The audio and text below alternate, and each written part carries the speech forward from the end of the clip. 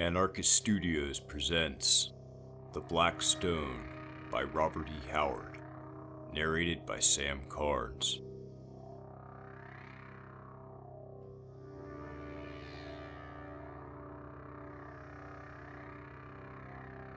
They say foul things of old times still lurk in dark forgotten corners of the world, and gates still gape to loose on certain nights shapes pent in hell.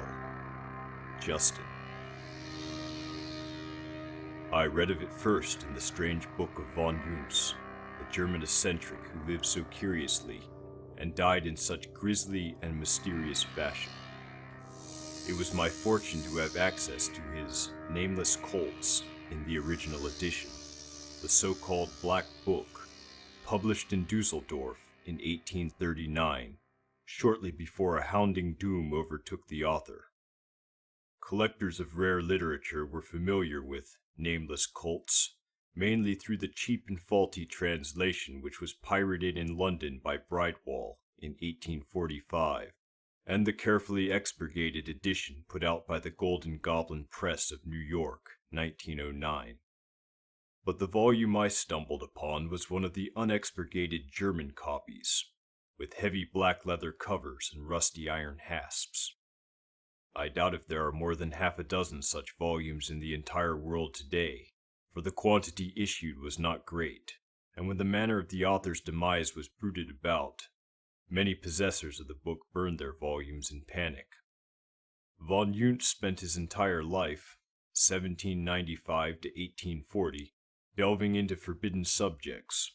He traveled in all parts of the world, gained entrance into innumerable secret societies, and read countless little-known and esoteric books and manuscripts, in the original, and in the chapters of the Black Book which range from startling clarity of exposition to murky ambiguity. There are statements and hints to freeze the blood of a thinking man. Reading what von Junz dared put in print arouses uneasy speculations as to what it was that he dared not tell.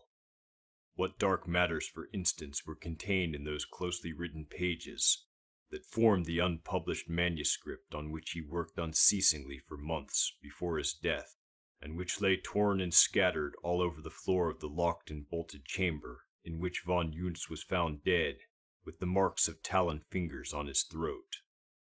It will never be known, for the author's closest friend, the Frenchman Alexis Ladeau, after having spent a whole night piecing the fragments together and reading what was written, burnt them to ashes and cut his own throat with a razor. But the contents of the published matter are shuddersome enough, even if one accepts the general view that they but represent the ravings of a madman. There, among many strange things, I found mention of the Black Stone, that curious sinister monolith that broods among the mountains of Hungary, and about which so many dark legends cluster. Von Junz did not devote much space to it. The bulk of his grim work concerns cults and objects of dark worship, which he maintained existed in his day, and it would seem that the Black Stone represents some order or being lost and forgotten centuries ago. But he spoke of it as one of the keys, a phrase used many times by him in various relations and constituting one of the obscurities of his work. And he hinted briefly at curious sights to be seen about the monolith on Midsummer's Night. He mentioned Otto Dostman's theory that this monolith was a remnant of the Hunnish invasion and had been erected to commemorate a victory of Attila over the Goths. Von Junz contradicted this assertion, without giving any refutatory facts, merely remarking that to attribute the origin of the Black Stone to the Huns was as logical as assuming that William the Conqueror reared Stonehenge. This implication of enormous antiquity piqued my interest immensely, and after some difficulty I succeeded in locating a rat-eaten and moldering copy of Dostman's Remnants of Lost Empires, Berlin, 1809, Das Drachenhaus Press. I was disappointed to find that Dostman referred to the Black Stone even more briefly than had von Junz, dismissing it with a few lines as an artifact comparatively modern, in contrast with the Greco-Roman ruins of Asia Minor, which were his pet theme. He admitted his inability to make out the defaced characters on the monolith, but pronounced them unmistakably Mongoloid. However, little as I learned from Dossman, he did mention the name of the village adjacent to the Black Stone, Stregoikovar, an ominous name meaning something like Witch Town. A close scrutiny of guidebooks and travel articles gave me no further information. Stregoikovar, not on any map that I could find, lay in a wild little frequented region out of the path of casual tourists. But I did find subject for thought in Dornley's Magyar Folklore. In his chapter on dream myths, he mentions the Black Stone and tells of some curious superstitions regarding it, especially the belief that if anyone sleeps in the vicinity of the monolith, that person will be haunted by monstrous nightmares forever after. And he cited tales of the peasants regarding two curious people who ventured to visit the stone on Midsummer Night, and who died raving mad because of something they saw there. That was all I could glean from Dornley, but my interest was even more intensely roused as I sensed a distinctly sinister aura about the stone. The suggestion of dark antiquity, the recurrent hint of unnatural events on Midsummer Night, touched some slumbering instinct in my being, as one senses rather than hears the flowing of some dark subterraneous river in the night. And I suddenly saw a connection between this stone and a certain weird and fantastic poem written by the mad poet Justin Joffrey, The People of the Monolith. Inquiries led to the information that Joffrey had indeed written that poem while traveling in Hungary, and I could not doubt that the Black Stone was the very monolith to which he referred in his strange verse. Reading his stanzas again, I felt once more the strange dim stirrings of subconscious promptings that I had noticed when first reading of the stone. I had been casting about for a place to spend a short vacation, and I made up my mind. I went to Stregoikovar. A train of obsolete style carried me from Temesvar to within striking distance at least of my objective, and a 3 days' ride in a jouncing coach brought me to the little village, which lay in a fertile valley high up in the fir-clad mountains. The journey itself was uneventful, but during the first day we passed the old battlefield of Shamval, where the brave Polish-Hungarian knight, Count Boris Vladanov, made his gallant and futile stand against the victorious hosts of Suleiman the Magnificent, when the Grand Turk swept over Eastern Europe in 1526. The driver of the coach pointed out to me a great heap of crumbling stones on a hill nearby, under which he said the bones of the brave Count lay. I remembered the passage from Larsen's Turkish Wars. After the skirmish, in which the Count with his small army had beaten back the Turkish advance guard, the Count was standing beneath the half-ruined walls of the old castle on the hill, giving orders as to the disposition of his forces, when an aide brought to him a small lacquered case, which had been taken from the body of the famous Turkish scribe and historian Selim Bahadur, who had fallen in the fight. The Count took therefrom a roll of parchment and began to read, but he had not read far before he turned very pale, and, without saying a word, replaced the parchment in the case, and thrust the case into his cloak. At that very instant a hidden Turkish battery suddenly opened fire, and the balls striking the old castle, the Hungarians were horrified to see the walls crash down in ruin, completely covering the brave Count. Without a leader the gallant little army was cut to pieces, and in the war-swept years which followed, the bones of the noblemen were never recovered. Today, the natives point out a huge and moldering pile of ruins near Shamval, beneath which they say still rests all that the centuries have left of Count Boris Vladanov. I found the village of Stregoikovar, a dreamy, drowsy little village that apparently belied its sinister cognomen, a forgotten back eddy that progress had passed by. The quaint houses, and the quainter dress and manners of the people, were those of an earlier century. They were friendly, mildly curious but not inquisitive, though visitors of the outside world were extremely rare. 10 years ago, another American came here and stayed a few days in the village, said the owner of the tavern where I had put up. A young fellow, and queer acting, mumbled to himself. A poet, I think. I knew he must mean Justin Joffrey. Yes, he was a poet, I answered, and he wrote a poem about a bit of scenery near this village. Indeed. Mine host's interest was aroused. Then since all great poets are strange in their speech and actions, he must have achieved great fame for his actions, and conversations were the strangest of any man I ever knew. As is usual with artists, I answered. Most of his recognition has come since his death. Is he dead, then? He died screaming in a madhouse 5 years ago. Too bad, too bad, sighed mine host sympathetically. Poor lad. He looked too long at the black stone. My heart gave a leap, but I masked my keen interest and said casually, I have heard something of this black stone. Somewhere near this village, is it not? Nearer than Christian folk wish, he responded. Look. He drew me to a latticed window and pointed up at the fir-clad slopes of the brooding blue mountains. There, beyond where you see the bare face of that jutting cliff stands, that accursed stone. Would that it were ground to powder, and the powder flung into the Danube, to be carried to the deepest ocean.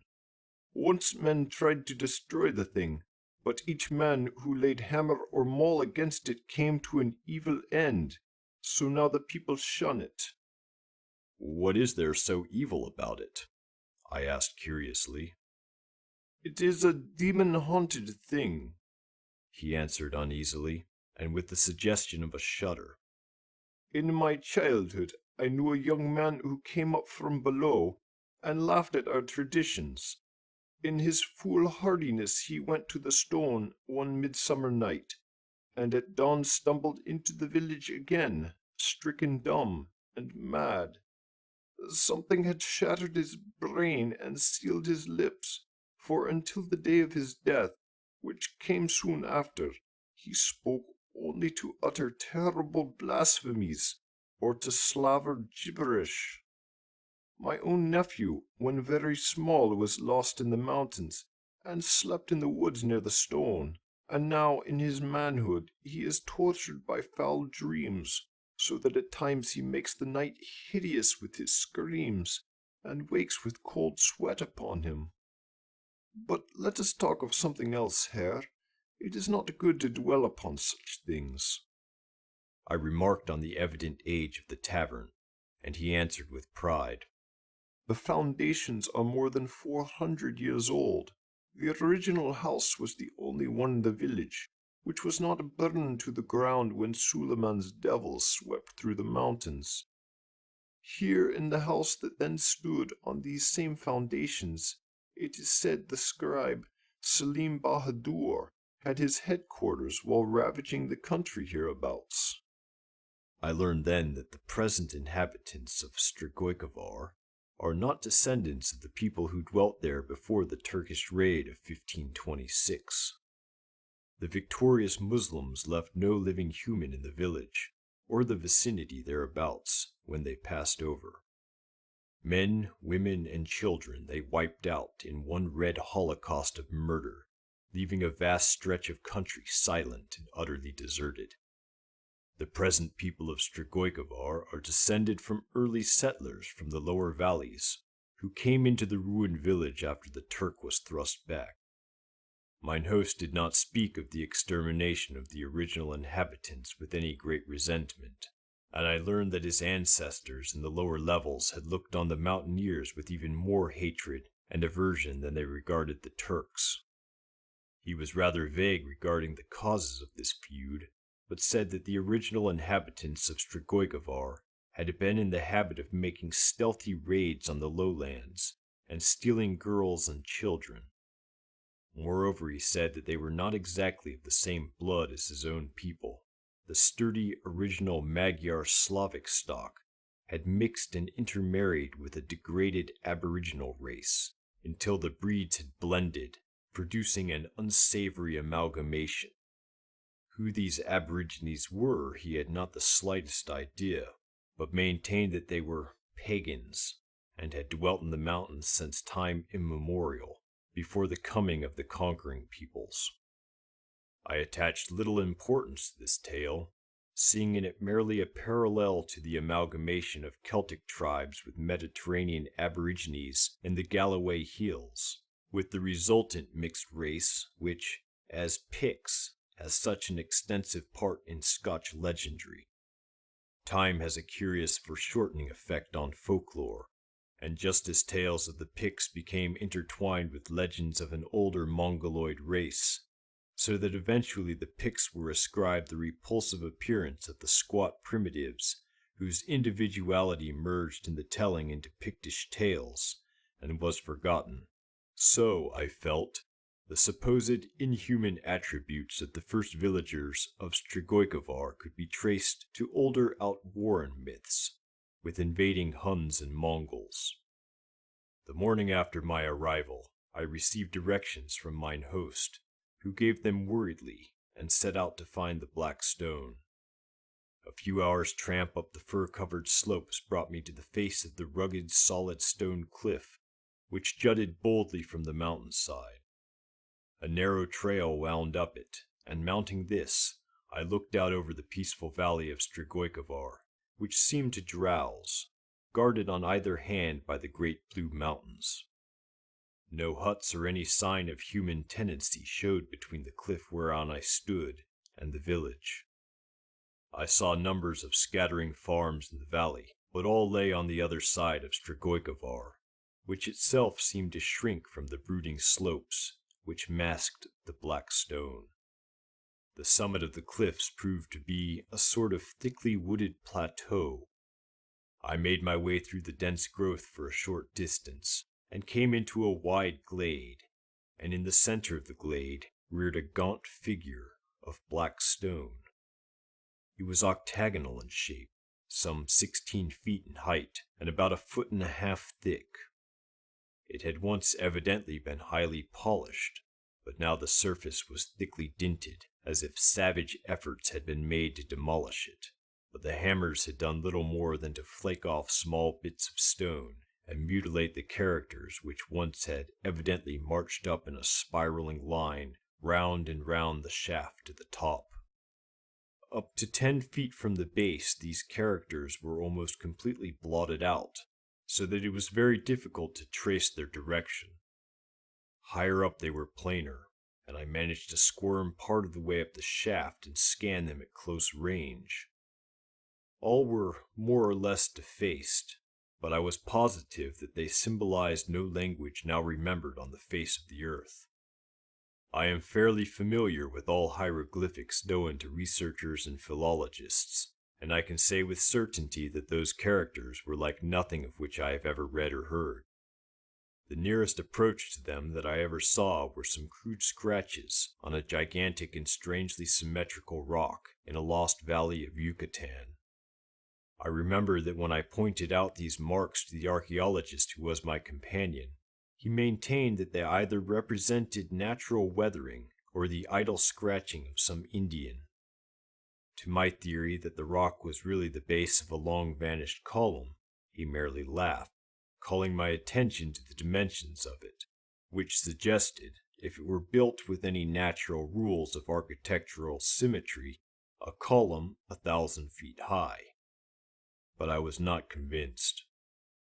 I will not say that the characters on the Black Stone were similar to those on that colossal rock in Yucatan, but one suggested the other.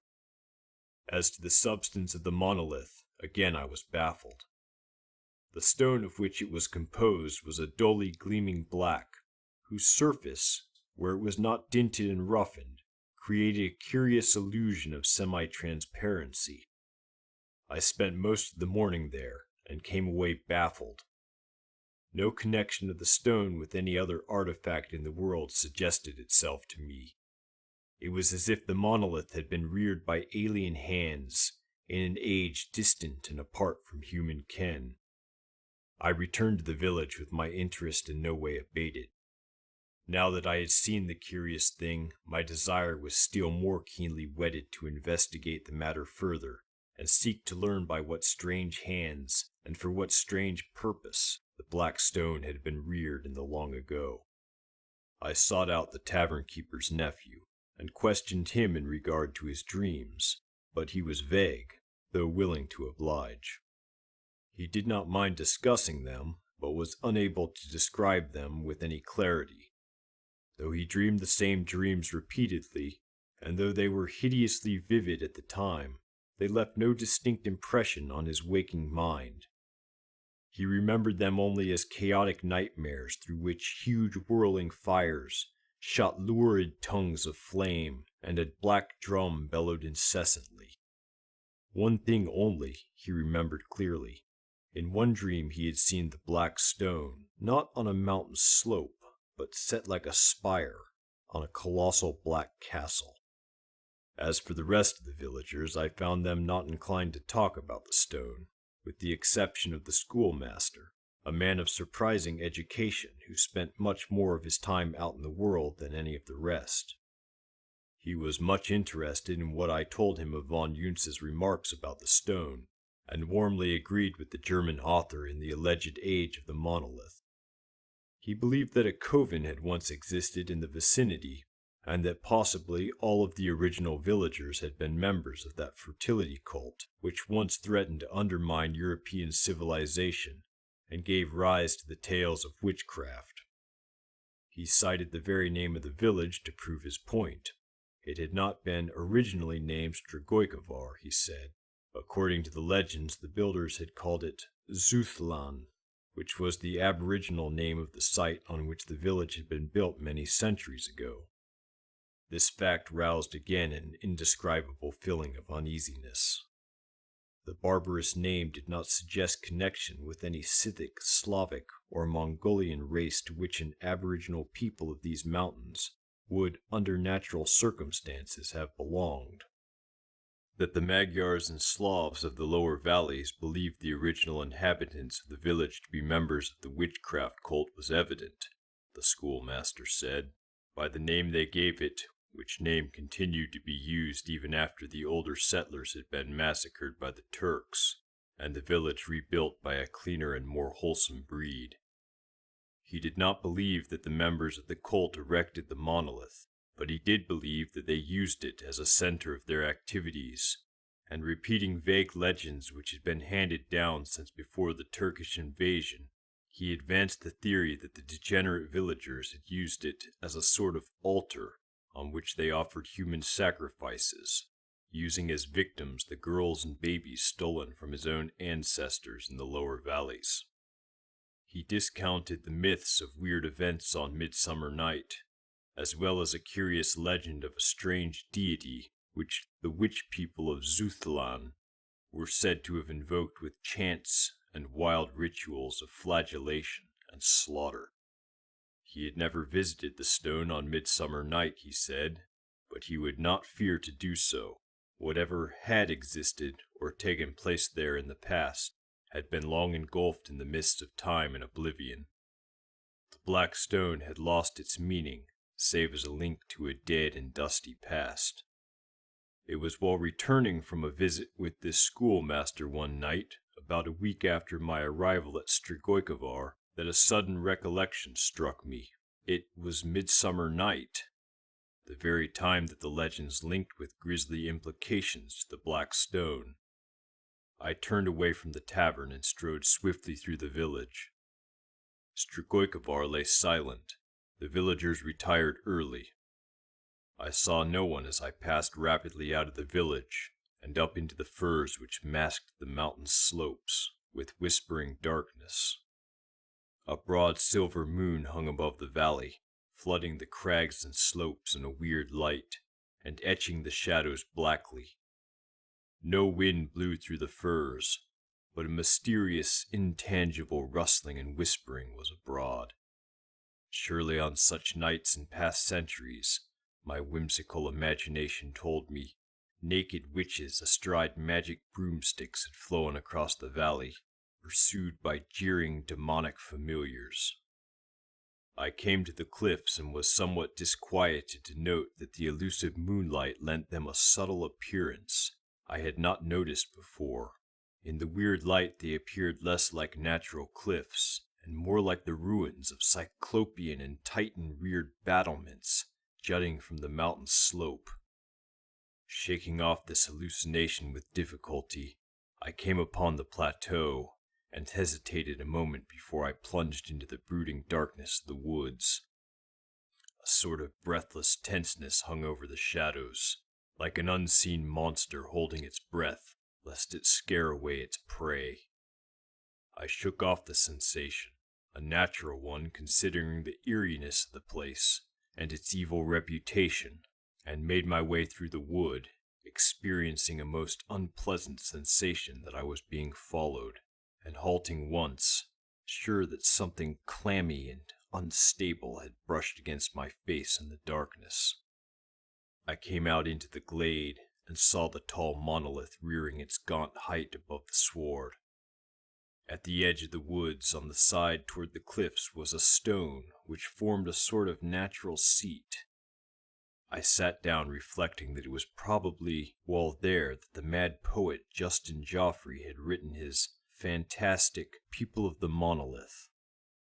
Mine host thought that it was the stone which had caused Geoffrey's insanity, but the seeds of madness had been sown in the poet's brain long before he ever came to Strigoi.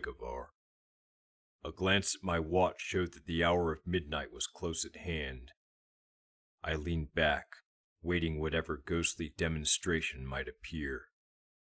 A thin night wind started up among the branches of the firs, with an uncanny suggestion of faint, unseen pipes whispering an eerie and evil tune. The monotony of the sound, and my steady gazing at the monolith produced a sort of self-hypnosis upon me. I grew drowsy. I fought this feeling, but sleep stole on me in spite of myself. The monolith seemed to sway and dance, strangely distorted to my gaze, and then I slept. I opened my eyes and sought to rise, but lay still as if an icy hand gripped me helpless. Cold terror stole over me. The glade was no longer deserted.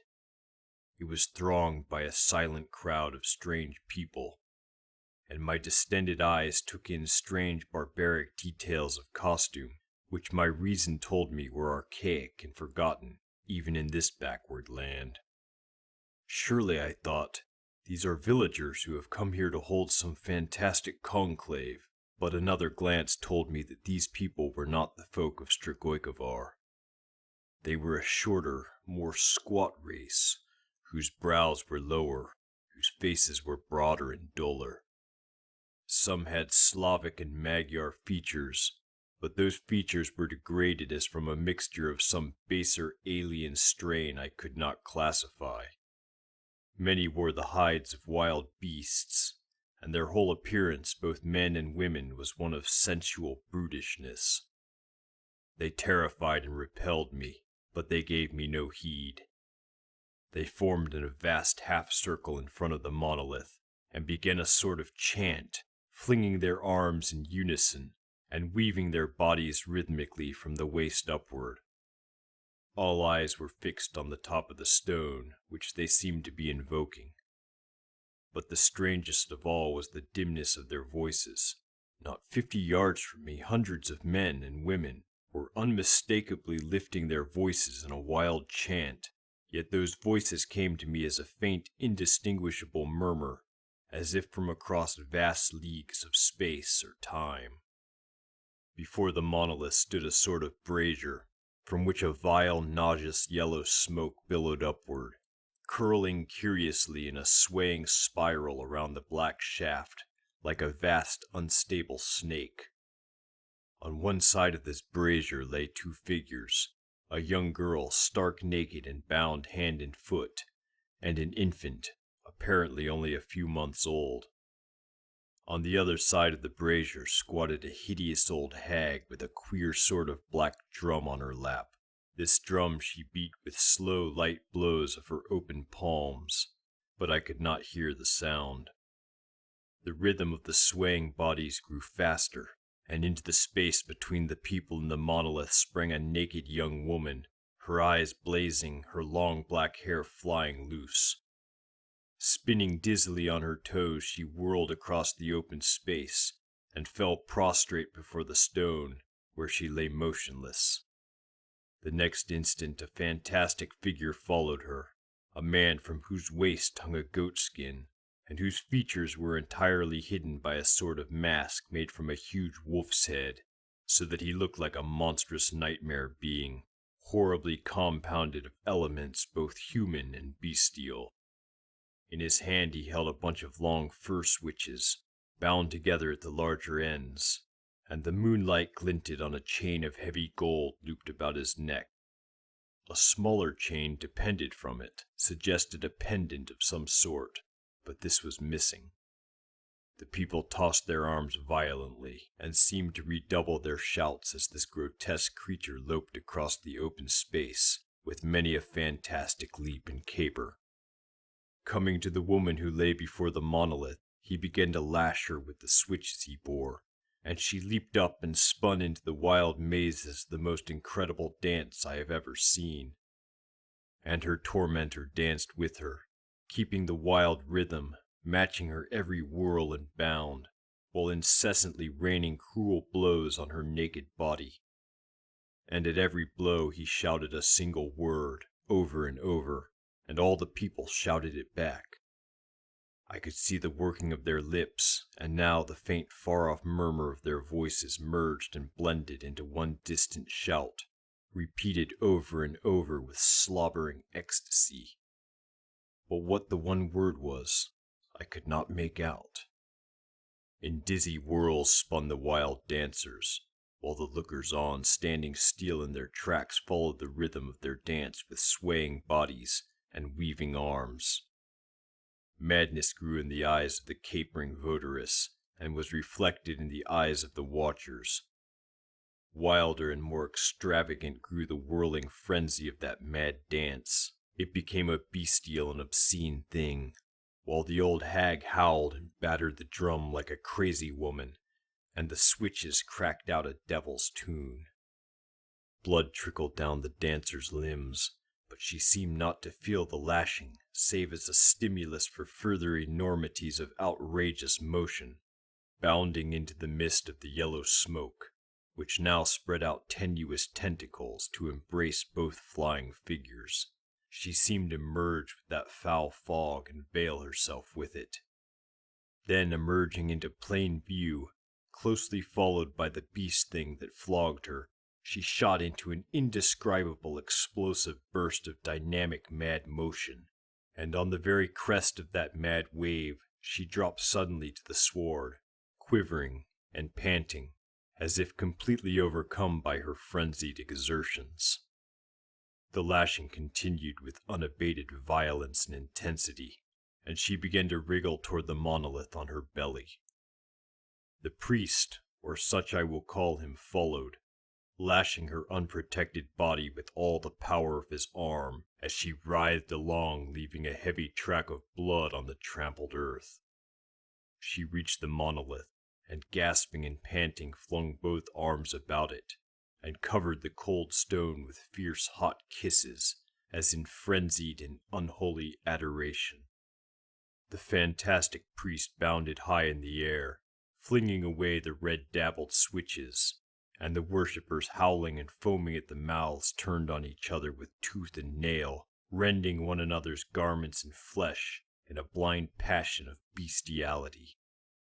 The priest swept up the infant with a long arm, and shouting again that name, whirled the wailing babe high in the air and dashed its brains out against the monolith, leaving a ghastly stain on the black surface. Cold with horror, I saw him rip the tiny body open with his bare brutish fingers and fling handfuls of blood on the shaft, then toss the red and torn shape into the brazier, extinguishing flame and smoke in a crimson rain, while the maddened brutes behind him howled over and over the name. Then suddenly they all fell prostrate, writhing like snakes, while the priest flung wide his gory hands as in triumph. I opened my mouth to scream my horror and loathing, but only a dry rattle sounded. A huge, monstrous, toad-like thing squatted on the top of the monolith. I saw its bloated, repulsive, and unstable outline against the moonlight, and set in what would have been the face of a natural creature, its huge blinking eyes which reflected all the lust, abysmal greed, obscene cruelty, and monstrous evil that has stalked the sons of men since their ancestors moved blind and hairless in the treetops. In those grisly eyes were mirrored all the unholy things and vile secrets that sleep in the cities under the sea, and that skulk from the light of day in the blackness of primordial caverns. And so that ghastly thing that the unhallowed ritual of cruelty and sadism and blood had evoked from the silence of the hills leered and blinked down on its bestial worshippers, who groveled in abhorrent abasement before it. Now the beast-masked priest lifted the bound and weakly writhing girl in his brutish hands and held her up toward that horror on the monolith. And as that monstrosity sucked in its breath, lustfully and slobberingly, something snapped in my brain, and I fell into a merciful faint. I opened my eyes on a steel-white dawn. All the events of the night rushed back on me, and I sprang up, then stared about me in amazement. The monolith brooded gaunt and silent above the sward, which waved green and untrampled in the morning breeze. A few quick strides took me across the glade. Here had the dancers leaped and bounded until the ground should have been trampled bare, and here had the votaress wriggled her painful way to the stone, streaming blood on the earth. But no drop of crimson showed on the uncrushed sward. I looked shudderingly at the side of the monolith, against which the bestial priest had brained the stolen baby, but no dark stain nor grisly clot showed there. A dream. It had been a wild nightmare, or else I shrugged my shoulders. What vivid clarity for a dream. I returned quietly to the village and entered the inn without being seen. And there I sat meditating over the strange events of the night. More and more was I prone to discard the dream theory. That what I had seen was illusion and without material substance was evident. But I believed that I had looked on the mirrored shadow of a deed perpetrated in ghastly actuality in bygone days. But how was I to know? What proof to show that my vision had been a gathering of foul specters rather than a nightmare originating in my brain? As if for answer, a name flashed into my mind. Selim Bahadur. According to legend, this man, who had been a soldier as well as a scribe, had commanded that part of Suleiman's army which had devastated Strigoi. It seemed logical enough, and if so, he had gone straight from the blotted-out countryside to the bloody field of Shamval and his doom. I sprang up with a sudden shout. That manuscript which was taken from the Turk's body, and which Count Boris shuddered over, might it not contain some narration of what the conquering Turks found in Strigoi? What else could have shaken the iron nerves of the Polish adventurer? And since the bones of the Count had never been recovered, what more certain than that the lacquered case with its mysterious contents still lay hidden beneath the runes that covered Boris Vladinov? I began packing my bag with fierce haste. 3 days later found me ensconced in a little village a few miles from the old battlefield, and when the moon rose I was working with savage intensity on the great pile of crumbling stone that crowned the hill. It was back-breaking toil. Looking back now, I cannot see how I accomplished it, though I labored without a pause from moonrise to dawn. Just as the sun was coming up, I tore aside the last tangle of stones, and looked on all that was mortal of Count Boris Vladinov, only a few pitiful fragments of crumbling bone, and among them, crushed out of all original shape, lay a case whose lacquered surface had kept it from complete decay through the centuries. I seized it with frenzied eagerness, and piling back some of the stones on the bones, I hurried away, for I did not care to be discovered by the suspicious peasants in the act of apparent desecration. Back in my tavern chamber, I opened the case, and found the parchment comparatively intact, and there was something else in the case, a small squat object wrapped in silk. I was wild to plumb the secrets of those yellowed pages, but weariness forbade me. Since leaving Stragoykovar, I had hardly slept at all, and the terrific exertions of the previous night combined to overcome me. In spite of myself, I was forced to stretch myself on my bed, nor did I awake until sundown. I snatched a hasty supper, and then, in the light of a flickering candle, I set myself to read the neat Turkish characters that covered the parchment. It was difficult work, for I am not deeply versed in the language, and the archaic style of the narrative baffled me. But as I toiled through it, a word or a phrase here and there leaped at me, and a dimly growing horror shook me in its grip. I bent my energies fiercely to the task, and as the tale grew clearer and took more tangible form, my blood chilled in my veins, my hair stood up, and my tongue clove to my mouth. All external things partook of the grisly madness of that infernal manuscript, until the night sounds of insects and creatures in the woods took the form of ghastly murmurings, and stealthy treadings of ghoulish horrors, and the sighings of the night wind changed to tittering, obscene gloating of evil over the souls of men. At last, when gray dawn was stealing through the latticed window, I laid down the manuscript and took up and unwrapped the thing in the bit of silk. Staring at it with haggard eyes, I knew the truth of the matter was clinched, even had it been possible to doubt the veracity of that terrible manuscript. And I replaced both obscene things in the case, nor did I rest, nor sleep, nor eat, until that case containing them had been weighted with stones and flung into the deepest current of the Danube, which, God grant, carried them back into the hell from which they came. It was no dream I dreamed on midsummer night in the hills above Stragoykovar. Well for Justin Geoffrey that he tarried there only in the sunlight, and went his way, for had he gazed upon that ghastly conclave, his mad brain would have snapped before it did. How my own reason held, I do not know. No, it was no dream. I gazed upon a foul root of votaries long dead, come up from hell to worship as of old, ghosts that bowed before a ghost. For hell has long claimed their hideous god.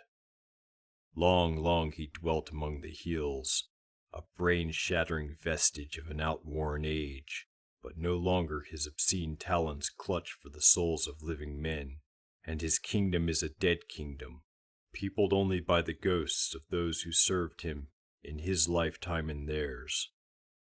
By what foul alchemy or godless sorcery the gates of hell are opened on that one eerie night I do not know, but mine own eyes have seen. And I know I looked on no living thing that night, for the manuscript written in the careful hand of Selim Bahadur narrated at length what he and his raiders found in the valley of Stragoykovar, and I read, set down in detail, the blasphemous obscenities that torture wrung from the lips of screaming worshippers, and I read too of the lost grim black cavern high in the hills, where the horrified Turks hemmed a monstrous bloated wallowing toad-like being, and slew it with flame and ancient steel blessed in old times by Mohammed, and with incantations that were old when Arabia was young. and even staunch old Selim's hand shook as he recorded the cataclysmic, earth-shaking death howls of the monstrosity, which died not alone, for half-score of his slayers perished with him in ways that Selim would not or could not describe. And that squat idol carved of gold and wrapped in silk was an image of himself, and Selim tore it from the golden chain that looped the neck of the slain high priest of the mask. Well that the Turks swept out that foul valley with torch and cleanly steel. Such sights as those brooding mountains have looked on belong to the darkness and abysses of lost eons. No, it is not fear of the toad thing that makes me shudder in the night. He is made fast in hell with his nauseous horde, freed only for an hour on the most weird night of the year, as I have seen, and of his worshippers none remains. But it is the realization that such things once crouched beast-like above the souls of men which brings cold sweat to my brow, and I fear to peer again into the leaves of von Juntz's abomination.